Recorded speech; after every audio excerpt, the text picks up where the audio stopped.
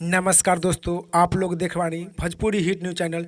तो बहुत बहुत स्वागत बा। तो आप लोग के बता दी कि प्रदीप पांडे चिंटू जी के फिल्म रहे दोस्ताना। तो दोस्ताना फिल्म के एक और नया गाना जो कि इंटरटेनमेंट रंगीला पर रिलीज किया गया है करीब 3 घंटा पहले, जो कि आप लोग गाना के नाम और पोस्टर स्क्रीन पर देख सकत बानी। तो आप लोग के बता दें कि दोस्ताना फिल्म के ई भी गाना जो कि फॉलोअप हो गया बा। तो कैसे, तो आप लोग के प्रूफ के साथ बता दी।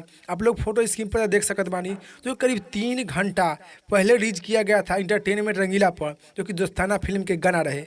तो आप लोग के स्क्रीन पर तो फोटो देखिए रहल बानी, और न तो इंटरटेनमेंट रंगीला पर भी जाकर गाना सुन सकत बानी। करीब 3 घंटा में 11,000 दर्शक लोग देख ले बानी। तो आप लोग के बता दी कि दोस्ताना फिल्म के ये भी गाना फॉलोअप हो गया बा। तो आप लोग भी प्रदीप पांडे चिंटू जी के फैन बानी, तो इंटरटेनमेंट रंगीला पर जाई और सुनी और वीडियो देखी और देखकर कमेंट बॉक्स में बताई कि प्रदीप पांडे चिंटू जी के दोस्ताना फिल्म के वीडियो में का कमी बा कि फॉलोअप पर फॉलोअप हो रहा बा। तो आप लोग के इस जानकारी के बारे में का राय बा, का विचार बा, आप लोग नीचे कमेंट बॉक्स में बताएं। फिलहाल में इतने, फिर से मिलेंगे नेक्स्ट वीडियो में। जय हिंद, जय भोजपुरी।